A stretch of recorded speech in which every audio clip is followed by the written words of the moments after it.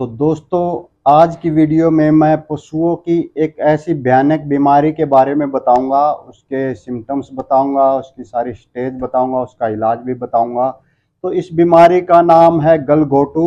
इसको मेडिकल की भाषा में एचएस बोला जाता है, हेमरेजिक सेप्टिसिमिया। तो दोस्तों, ये जो एचएस है, गलघोटू है, गुरका भी इसको कई जगह पर बोला जाता है। ये इतनी भयानक बीमारी है कि जैसे ही इसके सिम्टम्स आपको पशु में नजर आते हैं, उसके 24 घंटे के अंदर अंदर पशु की मृत्यु हो जाती है। पशु एकदम से गिरता है और उसकी डेथ हो जाती है, प्राण निकल जाते हैं।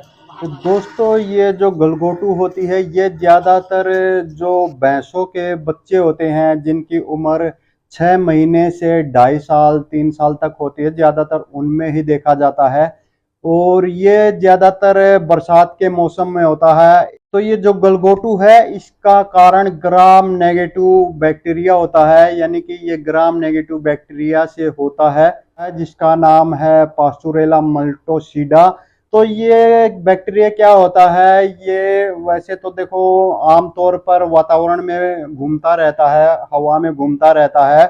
इतना ही नहीं, ये पशुओं के ट्रेकिया में भी पड़ा रहता है। ट्रेकिया का मतलब जो पशुओं की श्वास नली होती है, सांस लेने की नली होती है, उसमें भी ये पड़ा रहता है, लेकिन कोई नुकसान नहीं करता है। क्यों नुकसान नहीं करता है? क्योंकि पशुओं की जो इम्यूनिटी होती है, जो रोगों से लड़ने की शक्ति होती है, वो तेज होती है, और इस वजह से ये उनको कोई नुकसान नहीं पहुंचा पाता है।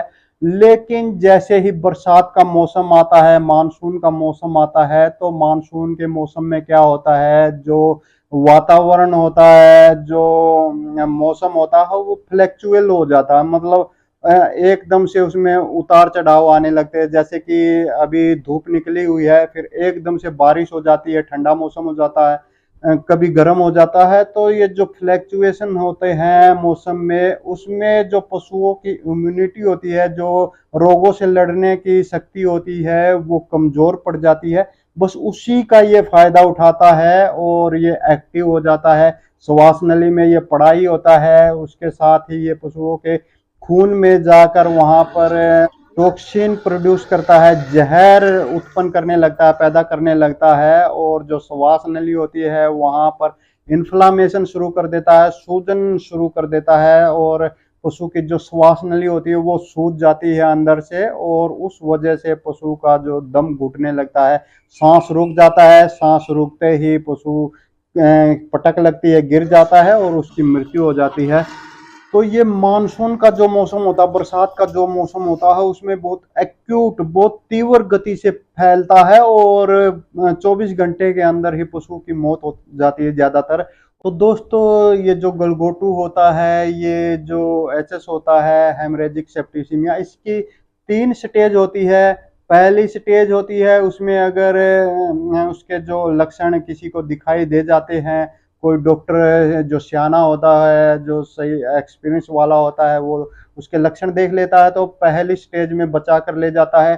दूसरी स्टेज उससे थोड़ी सी खतरनाक होती है, लेकिन दूसरी स्टेज में भी कोई भी आम जो डॉक्टर होता है, वो अगर उसके लक्षण देख लेता, पहचान लेता है, तो उसको बचा कर ले जाता है। लेकिन जो थर्ड स्टेज है, आखिरी जो स्टेज है, उसमें बहुत ही तीव्र ये हो जाता है। इसका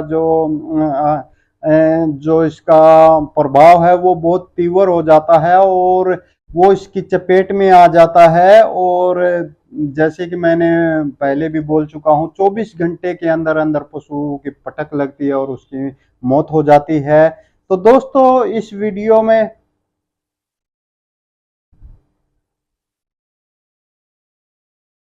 गलघोटू की जो पहली स्टेज होती है, उसके लक्षण बताऊंगा और उसका इलाज बताऊंगा। तो जो पहली स्टेज होती है, उसमें क्या क्या लक्षण आते हैं। लेकिन उससे पहले एक और खास बात मैं आपको बता दूं दोस्तों, कि ये एक संक्रामण रोग है, और जो कि दूसरे पशुओं में बहुत जल्दी से फैलता है। तो इसका इलाज तो हमने करना ही है, लेकिन उससे पहले जो जिस पशु को ये हो जाता है, उसको दूसरे पशुओं से अलग बांधे जितना जल्दी हो जाए, ताकि ये दूसरे पशुओं में ना फैले। तो इसकी जो पहली स्टेज होती है, उसके क्या लक्षण है, उसकी क्या पहचान आप करोगे? तो इसकी जो पहली स्टेज होती है इसमें हल्का सा बुखार होता है 103 104 के लगभग, और जो उसके कान होते हैं वो कान नीचे हो जाते हैं, कान नीचे लटकने लगते हैं और चारा खाना भी छोड़ देता है। तो दोस्तों ये इसके लक्षण है, जिसने बरसात के मौसम में अगर जिस पशु में जिसकी उम्र 6 महीने से और 2.5-3 साल के बीच में है, उसमें अगर ये लक्षण आते हैं तो समझ लीजिए कि आपका जो पशु है वो गलघोटू की चपेट में आ चुका है। तो अब इसका अगर इस स्टेज में आप उसको पहचान लेते हैं तो क्या इलाज करना है। तो इसके इलाज में सबसे पहले आपने मेलोक्सिकैम प्लस इंजेक्शन लगाना है। ये आपने 15 से 20 ml लगाना है ओडी, यानी कि दिन में एक बार लगाना है और लगातार 3 दिन तक लगाना है। तो इस इंजेक्शन में क्या होता है, इसमें मेलोक्सिकैम भी होता है, पैरासीटामोल भी होता है, यानी कि ये बुखार को भी ठीक करता है, जो दर्द सूजन होती है या फिर लाल हो जाता है बैक्टीरिया के कारण, इन्फेक्शन के कारण, तो उसको भी ठीक करता है। दूसरा इंजेक्शन इसमें आपने एंटीबायोटिक लेना है, अमोक्सिसिलिन क्लोक्सासिलिन, जो कि इंटामोक्स के नाम से आता है, 4.5 ग्राम में आपने लेना है और ये भी आपने दिन में एक बार लगाना है और लगातार 3 दिन तक इंट्रामस्कुलर आपने लगाना, मांस में लगाना, पहले वाला भी मांस में लगाना है इंट्रामस्कुलर। तो दोस्तों ये एंटीबायोटिक इंजेक्शन, अगर ये अमोक्सिसिलिन, इसकी बजाय आप एंटीबायोटिक में सेफ्ट्रियाजोन भी ले सकते हैं, डीसीआर भी ले सकते हैं, या तो एक जो कॉमन सा इंजेक्शन आता है एंड्रोफ्लोक्सासिन, वो भी आप ले सकते हैं। ये भी आपने दिन में एक बार और लगातार 3 दिन तक इंट्रामस्कुलर लगाने हैं। तो पहली स्टेज का ये इलाज है। दूसरी स्टेज इससे थोड़ी भयानक होती है, उसके क्या लक्षण आते हैं, उसका क्या इलाज आपने करना है, वो अगली वीडियो में आपको बताऊंगा। उसके लिए चैनल पर बने रहिए, चैनल को सब्सक्राइब कर लीजिए। फेसबुक पर हमारी वीडियो देख रहे हैं तो हमारे फेसबुक को भी फॉलो कर लीजिए। तो दोस्तों इस वीडियो में बस इतना ही, जल्दी मिलते हैं एक और नई वीडियो में एक और नई जानकारी के साथ। तब तक नमस्कार। आपकी गाय भैंस भी दूध देने में परेशान करती है, पावसती नहीं, लात मारती है, बच्चे को नहीं लगाती, पूरा दूध नहीं उतारती, बच्चा मर गया तो दूध नहीं देती, जेर हाथ से निकलवाई तो दूध नहीं देती। तो अपने पशु को मिल्क प्योर टैबलेट दीजिए और पूरा दूध लीजिए। मिल्क प्योर, दूध का पूरा जोर।